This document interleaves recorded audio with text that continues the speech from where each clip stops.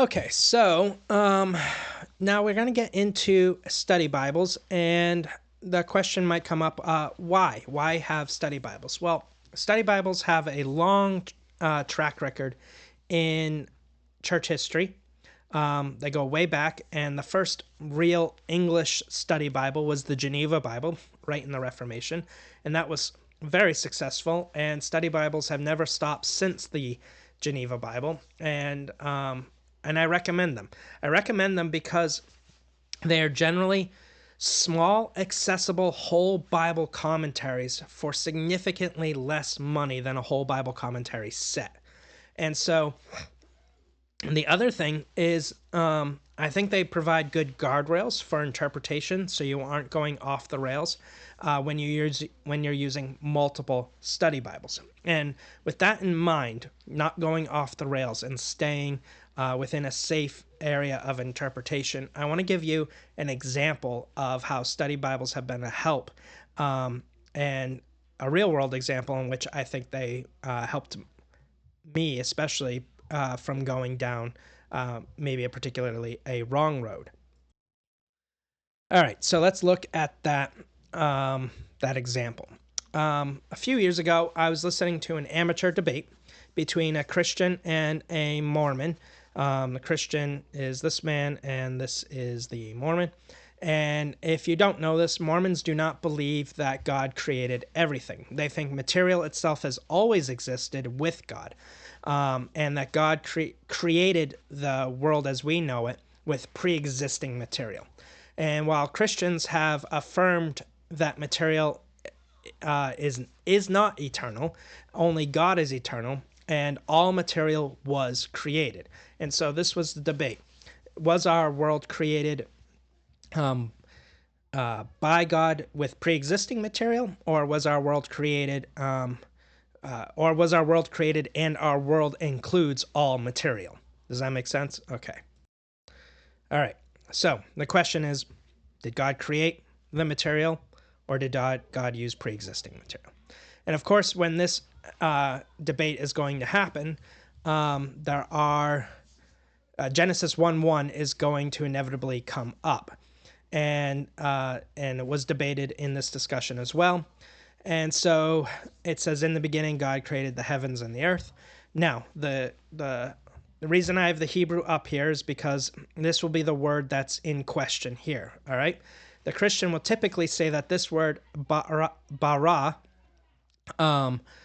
is the word created, and it's only used of God and in His creative act. Okay. So Christians have, for a long time, they said bara was something only God does. God does this creative act. Okay. And so the Mormon saw this coming, and he opened his Strong's Concordance. And through that argument, by using Strong's Concordance, what did he see? What he was trying to do is throwing out this argument that bara is something that only God could do, right? Because if only God could do it, that lays the foundation for creation ex nihilo, right? And if God that's the foundation. But if man can do it as well, well, we can't create ex nihilo, right? We can't do that. We can only create with pre-existing matter. So the question isn't necessarily does bara mean creation ex nihilo. It just is the question of whether or not God exclusively does this. Okay. All right.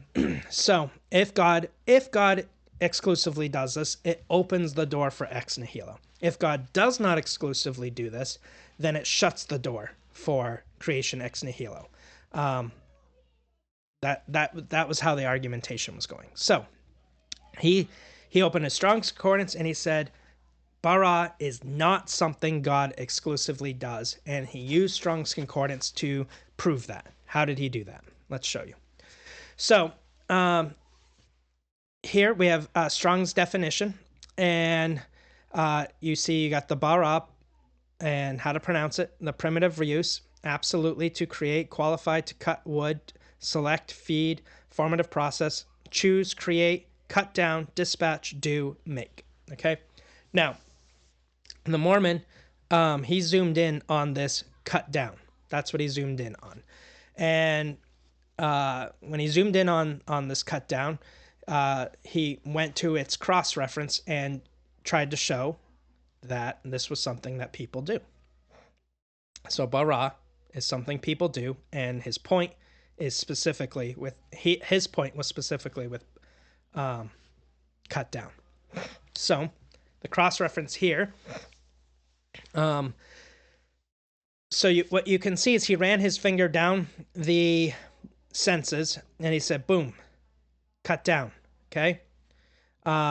He ran his fingers down the senses and he picked a definition and he refuted the popular claim that bara is only used of God in his creative act. Okay. And so let's just read what it is. All right. And Joshua answered them, if thou be a great people, then get thee up to the wood country and cut down for thyself there in the land of the Perizzites and of the giants. If Mount Ephraim be too narrow for thee, verse 18 is the next one.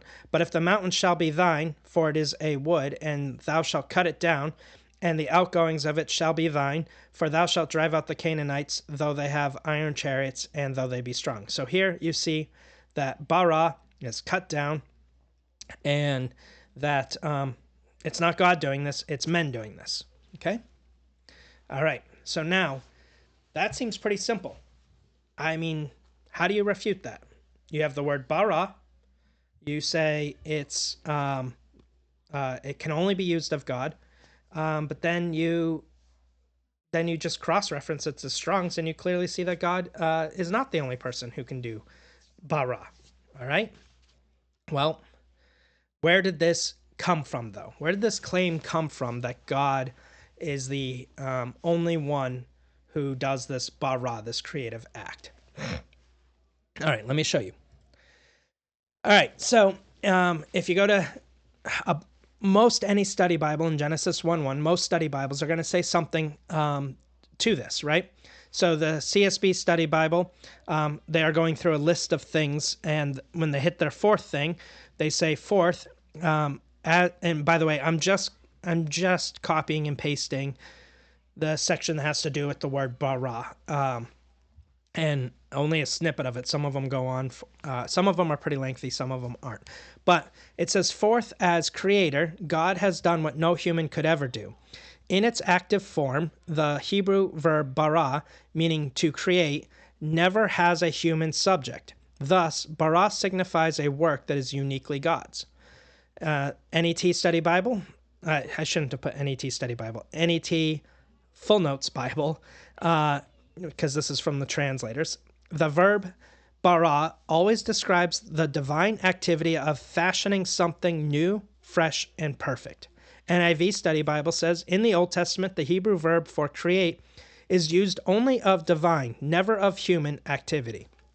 The ESV Study Bible says, the Hebrew verb bara, create, is always used in the Old Testament with God as the subject.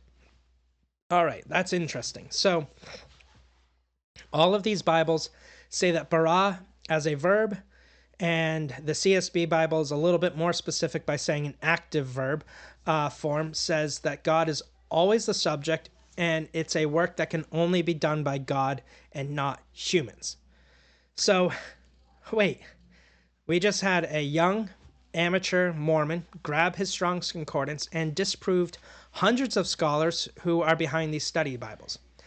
And as someone who sat under preaching for years that did exactly this type of research, and I had come out from under that, I was a little suspicious of what the Mormon did. But at the same time I heard this, I didn't have or know how to use the resources necessary to prove whether or not what he was saying was true. And on the surface, what he was saying sounded right? You just go to Strong's, you pick a sense, and then you say, there, that's the end of this discussion, right? I also, in previous churches, I was told not to read study Bibles because they would form your theology and so on and so forth. It was very much of more of a control thing. They wanted to form the theology for you, which I'm not saying that the study Bibles are infallible. I am saying don't use just one, use multiple.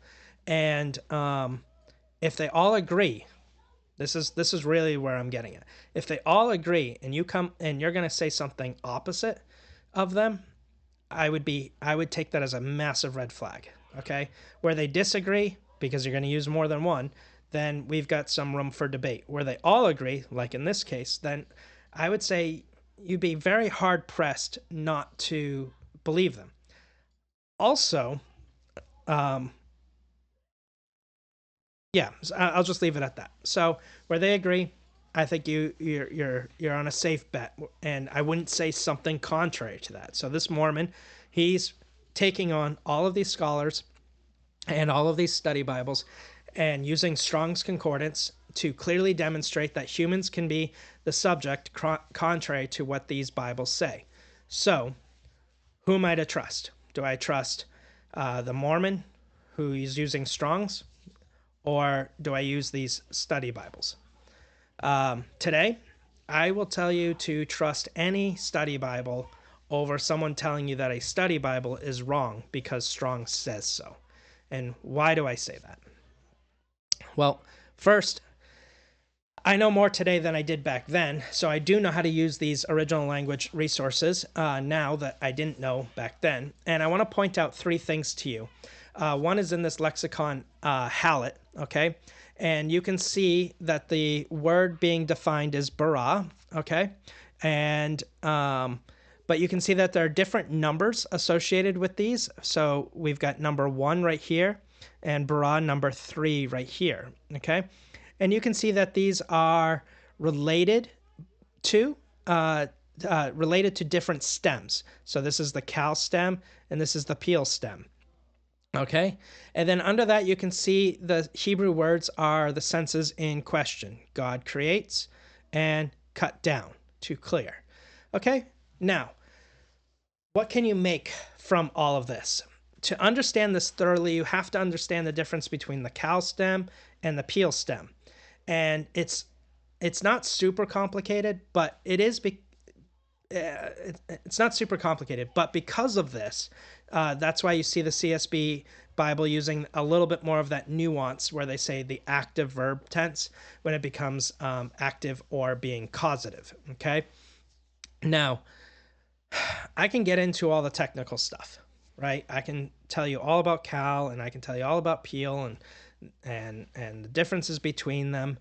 And in order to do that, I'm going to have to teach you all of that stuff. But what I'm trying to do is avoid you feeling like you have to do all of that in order to understand what is happening here. What I prefer to do is give you a sense of it in English, and then that principle, if you will help you understand what's going on when these things come up. Okay? And the translators are right to use the word create here. Sorry, my mic turned off on me there for a second. But the translators are right to use the word create here. And but here's the thing. In English, we can use the word create to talk about things that people make, right? My daughter creates artwork, and we do that. We don't have a distinct way of saying something. God only does this, and so these are one of those times where people are like, they say to me, "What if you want to find out a little bit more about that nuance in the Hebrew?" Well, where are you going to get that from?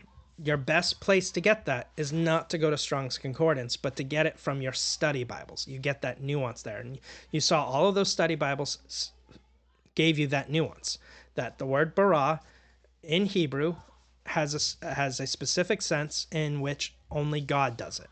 Okay? Now, we just don't have that in English. So that's where the study Bible is going to go that extra distance for you. So now let me show you what's happening in English, or let me show you what's happening here in an English example, so that when we come back to this, it's going to make more sense to you what's actually happening, okay? All right, so if you were to open your dictionary, all right, and go to the word bank, you'll see a ton of senses.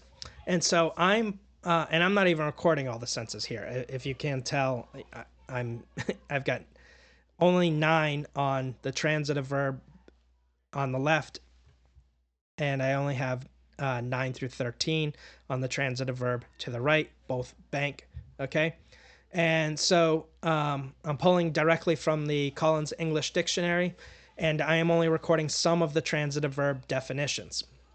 So none of these are the noun definitions. All right. I'm trying just to use verbs since what's happening in the Hebrew is also verbs. So as best as I can, I'm trying to give you a 1-for-1. All right. So verbs in Hebrew, verbs in English. So if I said to you, I'm banking this cash, you would understand that I'm depositing it. I'm not going to spend it. Okay. And then if I said the airplane banked hard to the right to avoid a flock of birds, you would know that I'm not talking about finances. I'm talking about airplanes. So then if I said to someone who doesn't speak English as a first language, and I said, every time you hear about a plane banking, it has to do with a specific kind of turning, right? So every time plane is the subject and banking is the verb, that is always going to be about turning. It's not going to be about finances, okay? And so what is happening here when this occurs? And this is something you learned probably in elementary school, all right? What this is a homonym, all right? And a homonym in this sense number 2, is a word the same as another in sound and spelling, but different in meaning, as chase, to pursue, and chase, to ornament metal. Okay, in this case, I use the word bank. So let's just go back.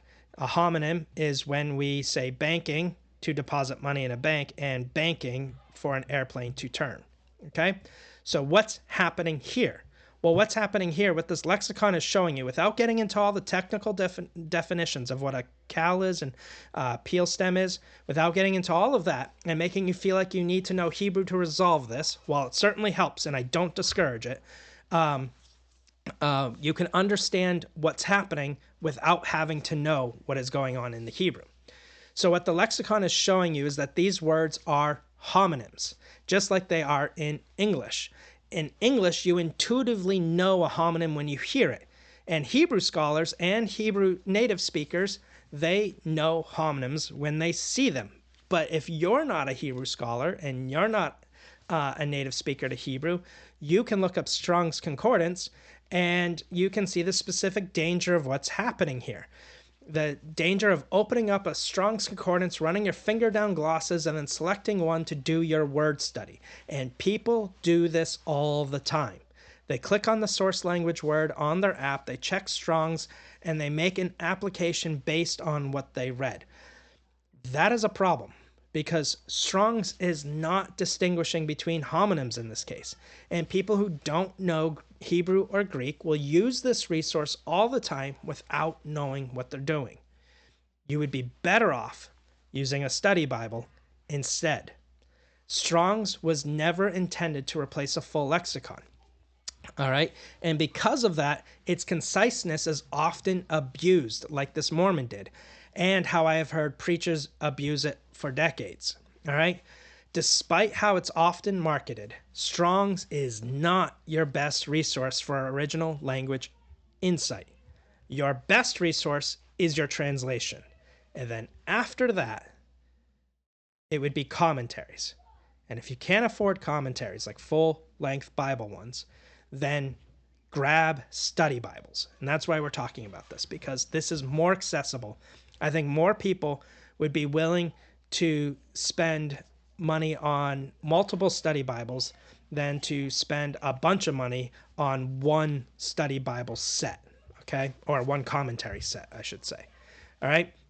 And so as we get into the study Bibles, it's probably best to put these resources into categories for you so you know what you're doing, because they're not all going to be original language resources. They're going to have different niche ways of using them, but knowing about them is helpful, and then knowing what to grab is also helpful because there's so many out on the market. So the first thing I do is I tend to eliminate some, right? I personally will never recommend a personalized or named study Bible for a few reasons. One of these we already talked about when we talked about Lockman's philosophy with publishing Bibles.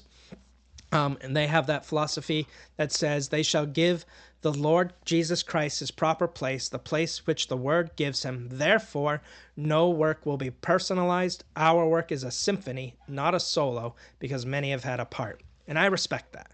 And that is one of the reasons I don't recommend study Bibles. Personalized study Bibles.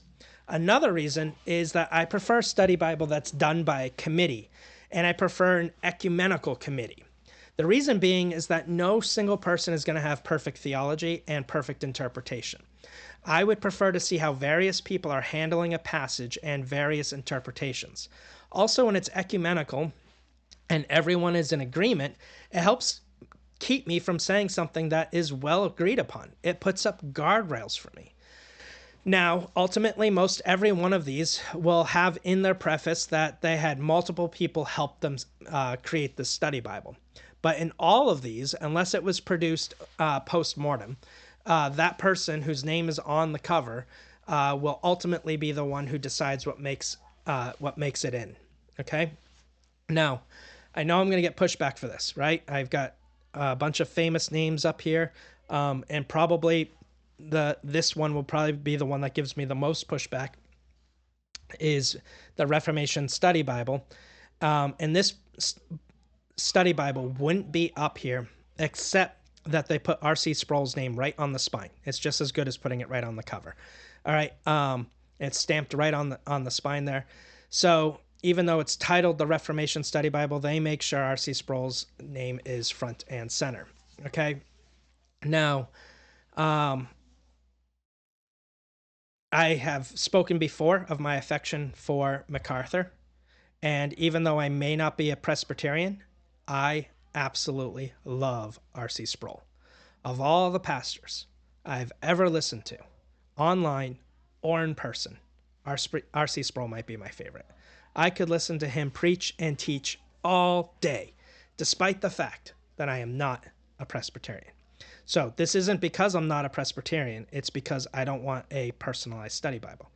Furthermore, I love Spurgeon. This has nothing to do with my dislike for any of these people up here. All right. Although there might be people I do dislike who have a study Bible, but that's not why I'm rejecting the study Bible, whether or not I like or dislike the person. I'm rejecting it because I don't want the name on the front of it. I know people who love their Schofield Bible. I'm not going to recommend it. I'm not going to recommend these ones with personalized names on the spine or front of them. If you want to use a MacArthur Study Bible or the Reformation Study Bible or the Schofield Study Bible or any of these up here, I don't care. Another personalized study Bible that I didn't put up here, I'm fine with that. I'm not going to recommend it. Okay? So if you come to me and you ask me about a particular study Bible, these ones are never going to be on my list of ones that I'm going to choose from. If you come up and you ask me what I think about these study Bibles, I'm generally going to tell you I don't recommend them, regardless of whether or not the material inside them is good or not. Okay?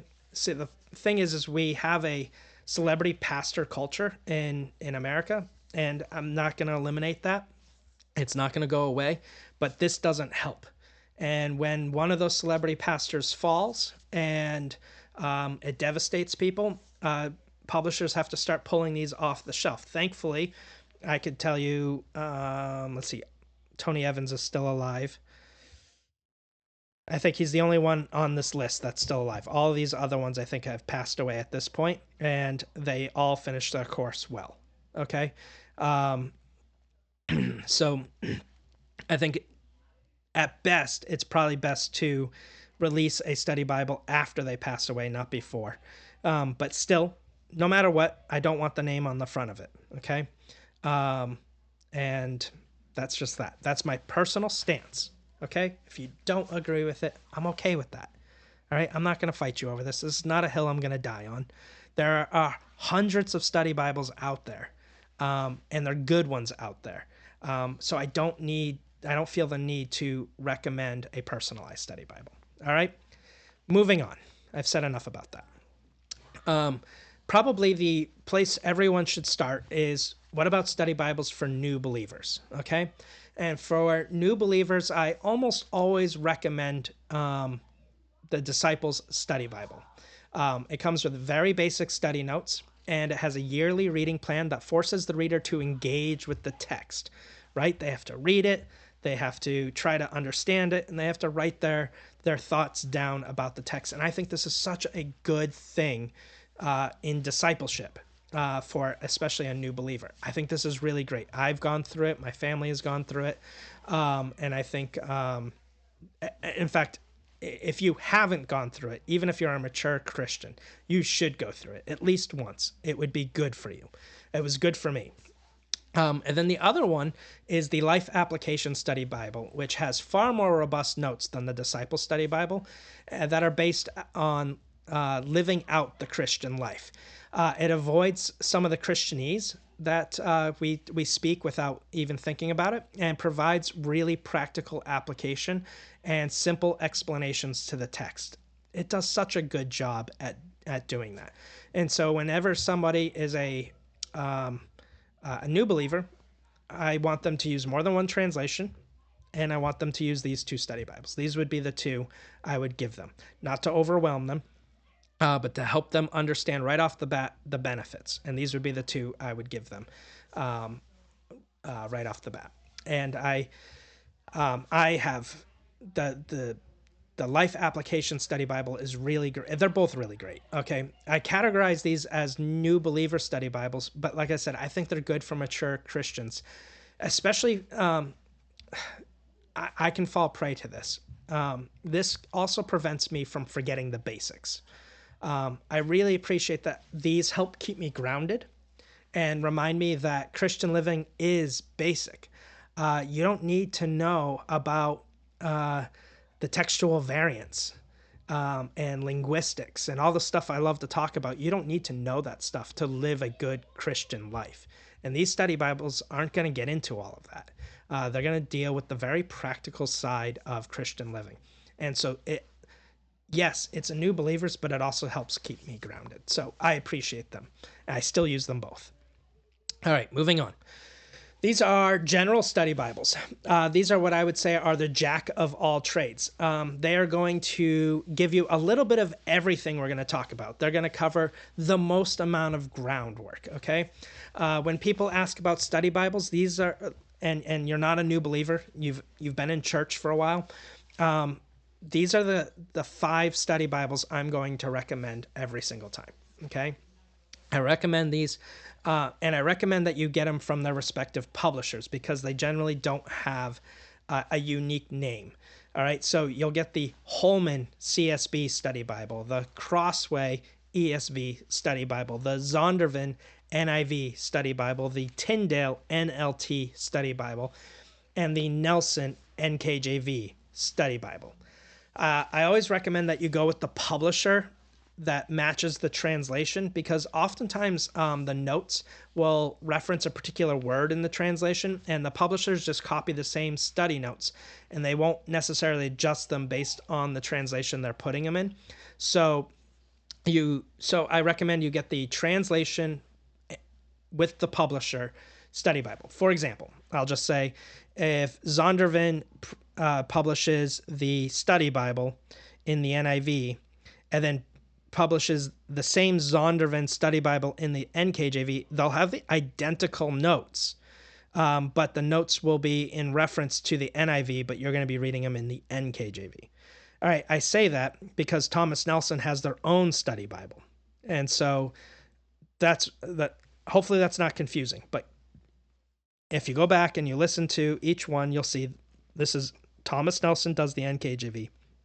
Zondervan does the NIV, Crossway does the ESV, Tyndale does the NLT, and Holman does the CSB. So get the study Bible and the translation in that the publisher does. Okay, keep them united. All right.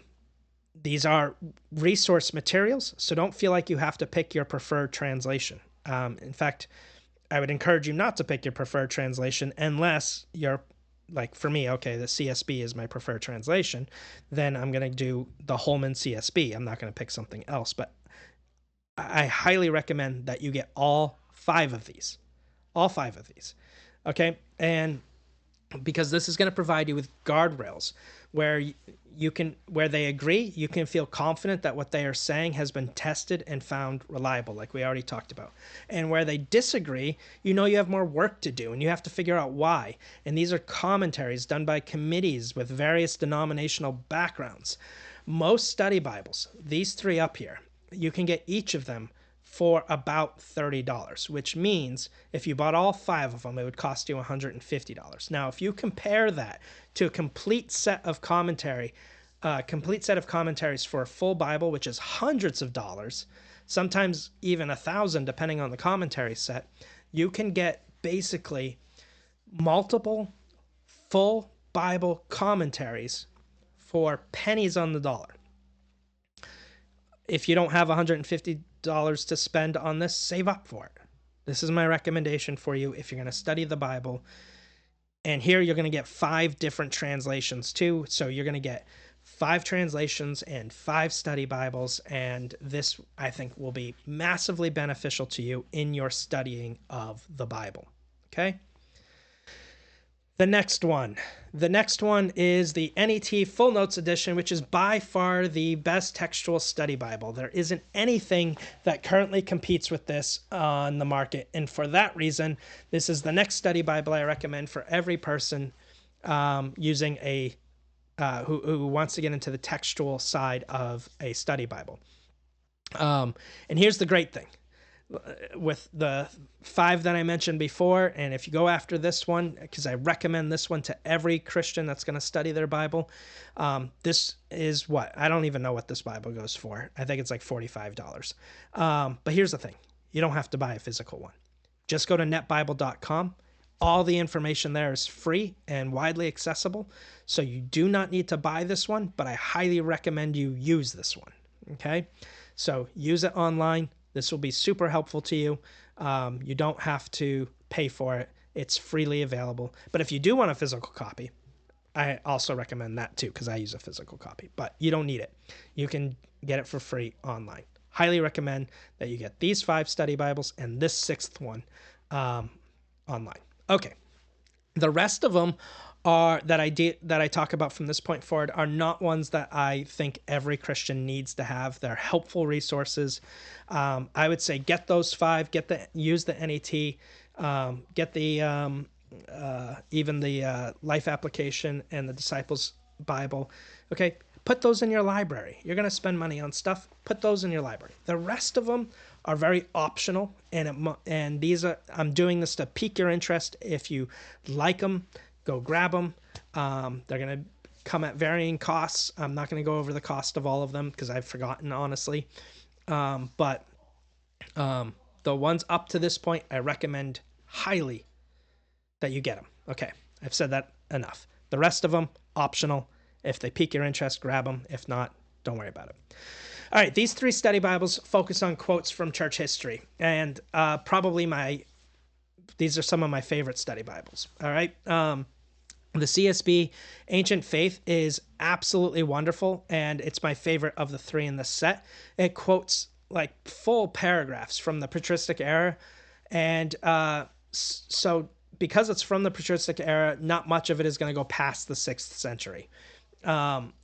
And these full paragraphs are nice because they help set the context of what's being said.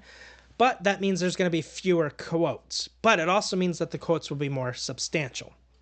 On the contrary, you'll get the ESV Church History, which has a lot of quotes, but usually it's only 1 to 3 lines of a quote. And this is going to cover pretty much everything from the patristic era already all the way to the modern era. Though I don't remember if there's anybody still alive that they're quoting from in the Church History Study Bible. I don't think so. But they're going to have far more quotes in the ESV Church History Study Bible, but they're going to be less substantial and far fewer from the patristic era. And the majority of the notes quotes are going to be from the Reformation. All right, and then you have the Ancient Modern Bible, which of these three is my least favorite. It has the fewest amount of quotes, usually only one or two per page, and only a few lines. But it does have wide margins, which allows you to write in the Bible, so that is nice. And so there's that. So those are the three church history study Bibles. I recommend. These are great, definitely helpful in my own study. Cultural and archaeology study Bibles. Cultural and archaeology study Bibles are primarily going to deal with the cultural practices and archaeological discoveries. This is going to be massively beneficial in studying the Bible and trying to understand the culture and the way people lived back then. It's going to show you pictures of places and items mentioned in the Bible. It also help prevent you from reading our culture into the Bible, because it's going to more or less try to teleport you into the ancient Near East and understand cultural practices, which is super important for understanding the Bible correctly. By far, the best study Bible for this is this one in the middle, the NIV Archaeological Study Bible. It's so good. But there's the problem. The problem is that this particular study Bible is no longer published. But if you keep an eye out for it, you'll eventually see one come up on Amazon or eBay or other bookstores. I don't normally recommend publication resources that are out of print, but this one is so good. And if you find it, I say grab it. You can thank me later. This is definitely one of my favorite study Bibles. And I'm in this one frequently. The current publication, which is the Cultural Background Study Bible, is also good, but I think the archaeological one is better than the cultural background one. But if you can't get this one, this is a good substitute. The ESV Archaeology Study Bible is good. A lot of text, minimal pictures, good stuff in this one. And then the CSB Holy Land Illustrated Bible of these ones. This is probably my least favorite of these ones. It's got the fewest amount of notes, but it does have a lot of pictures and good articles. So the articles and the pictures are really good. I use this one frequently. I use all of these frequently, but this is by far the gem in this one. If you can get your hands on this one, I say go for it. Okay. Next, academic study Bibles. For more academic study Bibles, I highly, highly recommend the CSB Baker Illustrated Study Bible. Of all the study Bibles I'm going to talk about today, this one's my all-time favorite. This is my favorite one that we're going to discuss. It does a great job of highlighting various theological viewpoints, like laying them out and not strawmanning them. It covers translation difficulties. It covers text critical stuff, though not very often, but it does cover it. It does everything we have talked about like a general study Bible does, but everything it does is elevated. It's more detail than a general study Bible. It has better footnotes, more helpful footnotes. It still has pictures like archaeological study Bibles. Overall, I love this Bible. Now, the bad news is this one also is no longer published. But the good news is that Holman is bringing it back, and you can pre-order it now for its release, which is in March. All right, so that's the good news. The bad news is you can't get it till March, but the good news is it's coming back. It's no longer out of print, and that just happened within the last few months. I knew I was going to teach this a while ago, and I was going to say the same thing about this one that I said about the NIV Archaeological Study Bible, that if you can get your hands on it, grab it. But now this one's going to be much more accessible and available to you. So I'm so glad that they're bringing this back to the market. And this is definitely my favorite study Bible of all the study Bibles. And then the Complete Jewish Study Bible is done by Messianic Jews and Christians, Messianic Jews and Christians. Not that Messianic Jews aren't Christians, but Messianic Jews and Christians, to help bring the Jewish world, bring you into the Jewish world when you're reading your Bible. This one is in between textual, archaeological, cultural, and original language stuff. A lot of good stuff in this one. This was where I was first introduced to the idea that our Bible is, our Old Testament Bible is primarily based on the Septuagint as far as its divisions and its naming of the books, like Genesis.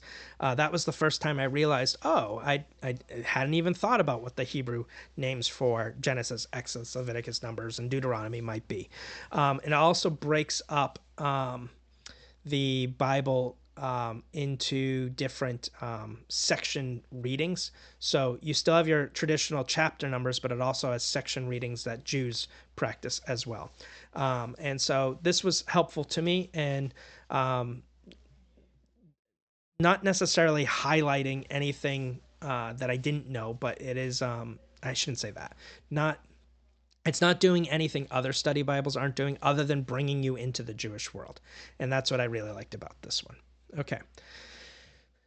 Next one is gendered study Bibles. I am not a fan of gendered study Bibles. Men's study Bibles, women's study Bibles. Generally, I find them to be very surfacey, and I don't love them.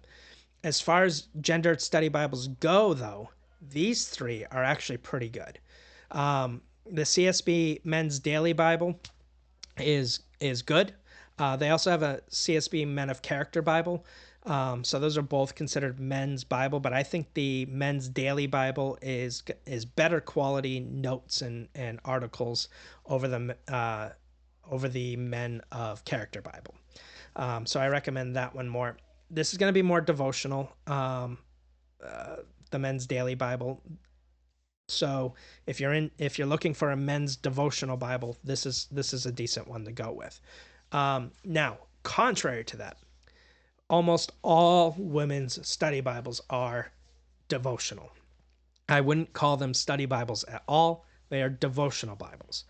And these two in particular, the CSB Women's Study Bible and the NLT Every Woman's Study Bible, these two are actual study Bibles, and they're good. Like, there's a lot of good stuff in this, and I am impressed with what's in the Women's Study Bible from the CSB here. Is coming out in January, so I've gotten to see the notes on the inside, but I don't have a physical copy of one yet because it's coming out in January. But I'm very excited to see more women's Bibles coming out that are not just devotional. Okay, I don't think studying your Bible should be gendered. Men's study Bibles and women's study Bibles, they should just be study Bibles. But as far as these two, like, even as a man, I have benefited from these study Bibles. They're very well done, and these two especially. So I'm super excited about that. I don't see a whole lot of women's study Bibles that are good study Bibles. I remember a while ago I got a ESV women's study Bible, and it was essentially an abbreviated form of the ESV study Bible. It wasn't all that different. There was a couple of places they had, basically what it was is they had articles for women in it, but the study notes were the abbreviated version of the ESV study Bible, and I was super disappointed by that. The articles were good, but it felt like you were losing stuff in the study Bible to get the women's articles. And I was like, just put them together or something. I don't create a different study Bible altogether and slap the name women on it. I don't know. Anyway, these are not just repeats of the same study Bibles that already exist in NLT or CSB. They have their own contributors, and it's very well done. I very much appreciate these. But generally speaking, I don't like gendered study Bibles, and so I generally don't recommend them. If someone comes to me and they say that they absolutely want to get a gendered study Bible for a man or a woman in their life, here you go. These are the three that I recommend. All right, apologetic study Bibles. For apologetics, Holman has 2 apologetic study Bibles, and I think they're the best ones. I've looked at a few apologetic study Bibles, but these 2 are definitely they do the best. Now, I don't think you need to get both of them. Okay, there's a lot of overlap. both of them have a lot of the same material. They are not identical. So you have the Apologetic Study Bible, and then you have the Apologetic Study Bible for students. 9 times out of 10, when you see a study Bible for students, it's going to be an abbreviation of whatever the regular study Bible is. So if you see a CSB student study Bible, all right, it's going to be the CSB study Bible that's abbreviated. It's going to be smaller, okay? And that is not the case with these two. They have a ton of overlap between them, a lot of the same material, but the articles are different and some of the footnotes are different. And it's not that this one's abbreviated from this one. They are both the same, roughly the same amount of material, okay? Now, if you're going to pick one, because I don't think you need both of them, it's kind of redundant. If you're going to pick one, I recommend this one, the Apologetic Study Bible for Students. I think this one did a better job on the articles and the contributors than this one did. They're both good. Like I said, there's a lot of overlap, but this one is the one I would prefer. So if you're going to get one, get the one for the students. Okay. All right. Study Bibles for apologetics. Now, apologetics study Bibles are for defending Christianity and even Protestant Christianity. Study Bibles for apologetics, what we're doing here, are ones where I do not agree with the theology, and I do not recommend them unless you're going to use them for the purpose of apologetics. So if you're going to engage with the denominations that reject conservative evangelical Protestantism, then these two study Bibles are the ones that you're going to want to get. All right. The new Oxford Annotated Bible and the SBL Study Bible are going to push back against the concepts of inerrancy and infallibility. They will question the authorship of particular books of the Bible and thereby its canonicity. And conservative evangelical interpretations of the Bible, that ones you're probably familiar with, these two will push back against them. If you want to know how mainline Protestants primarily are, in my opinion, twisting scripture, these are the Bibles that will give you the behind-the-scenes look. These are the ones that you can go in and you can say, that's how they got there. Now I know how to attack them at their root, okay? Or defend against them. All right, so these are not study Bibles I recommend for you to get better insight in the Bible. These are study Bibles I recommend you getting if you're going to engage in apologetics to defend your views on Christianity and evangelical Protestantism specifically. These are the Ignatius Catholic Study Bible. So these are going to be Roman Church Study Bibles. The Ignatius Catholic Study Bible is probably hands down the best study Bibles Roman Church members have. I actually really enjoy these. These are chock full of information, good information that is even helpful to Protestants. Now, that being said, these are Roman Church Study Bibles, and they do a good job of attacking Protestant views. And so if you want to know how they attack Protestant views, I recommend you getting these so you can understand how Catholics are attacking our views, why they're opposed to Protestantism. Now, the Roman Church Ignatius Catholic Study Bible here, this one is doing a really good job of pushing back against the creeping liberalism that exists in the Roman Church, the same way that the same kind of thing that's existing in mainline Protestantism. So I actually really enjoy this study Bible, both to inform me about what Catholics believe, and in places where we agree, it does a really good job there as well. So if you're going to engage with Catholics, highly recommend you get this one. Now, the Didache Bible for the Roman Church is a genius study Bible. This Bible is designed for a new convert in Catholicism, and it's super helpful for Protestants to understand why Catholics believe what they, or I should say, why the Roman Church members believe what they believe. Okay. What is amazing about this study Bible in particular is that its footnotes are summaries of the Catechism of the Catholic Church. And it doesn't just summarize it, it tells you what page to go to in this to read the full teaching. It makes reading source material for Protestants super easy. If you're going to engage with Catholics I should say, if you're going to engage with people from the Roman Church, I would get these. I don't recommend a lot from the Roman Church, but I think these are really well done, to the point where you can also benefit from them, and you can understand why, um, uh, basically Roman Church apologetics. Okay, and I'm a big fan of these, especially when I want to understand the Roman Church viewpoint and not have it be strawmanned, because it often is strawmanned. I want to read the source material, and these do a really good job of getting you to the source material. All right. Study Bible for the Apocrypha. Now, study Bibles that contain the Apocrypha are nice. I I used to recommend the NRSV UE to study the Apocrypha to help better understand what's going on. But after I came across this in the CEB study Bible with the Apocrypha, this might be the most accessible way to get into the Apocrypha if you never have before. And it's got really good and useful footnotes for the good and useful Apocrypha. Okay. The CEB itself is very similar to the NLT in translation philosophy and may even be closer to the paraphrastic side in some places. But since this is the Apocrypha, I'm less worried about that. It has amazing explanatory footnotes for the Apocrypha. And for that reason, it has great book introductions to help set the stage for what's going on in the Apocrypha there.